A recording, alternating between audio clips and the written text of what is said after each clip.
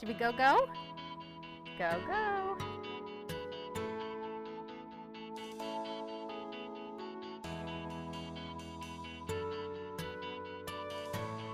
I'm Brian, this is my wife Kelly, and we're the parents of Henry Terborg.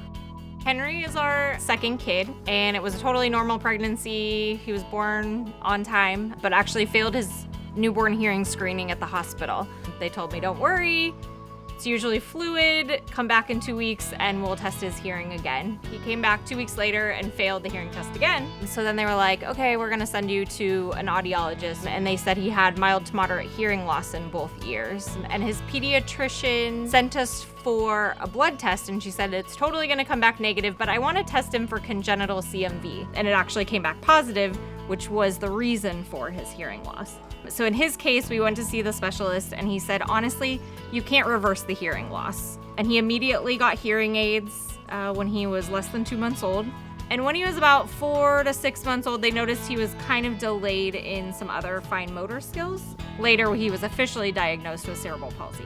Cerebral palsy is when, around the time of birth, an injury actually occurs to the brain, which makes it so that part of someone's brain actually isn't able to communicate as well or effectively with the rest of their body.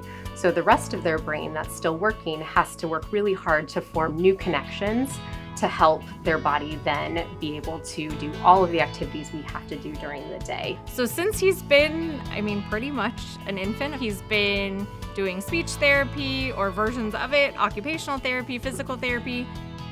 I had ridden horses growing up, and my older daughter rides horses. And so when we found Mains for Movement, it's kind of, in theory, it's one more therapy for him, but it's a fun one. It was also an extracurricular activity, so it wasn't necessarily in a office setting. He could come outside and have fun.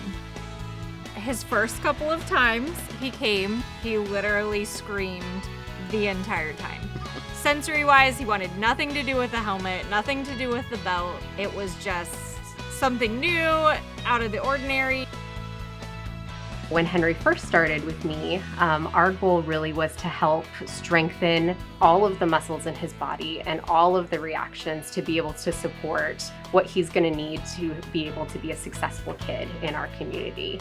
So we really worked a lot on improving his overall core strength, postural control, balance. Because of the work that he's been able to do using that intense movement of the horse during his treatment sessions, Henry has just grown leaps and bounds. Now he's running around the barn with his walker.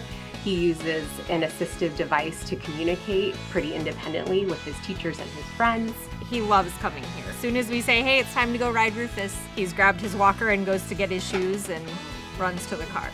So when Henry started, I think he wasn't even able to use a walker, but since then, though, I would say he's got a six-pack to argue an adult male. He's able to ride the horses sitting up, sitting backwards, and just has a massive improvement in his core strength.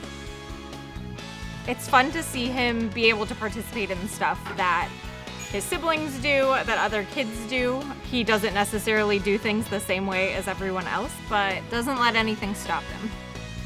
I think it's just great to see, honestly, the smile on his face every week and the fact that he just loves being on the horses. He's just the happiest kid ever, and his diagnosis doesn't define him at all.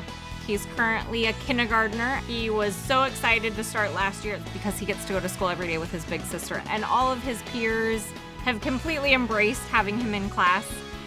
He's a constant ray of sunshine, always smiley, and loves including everyone else around him.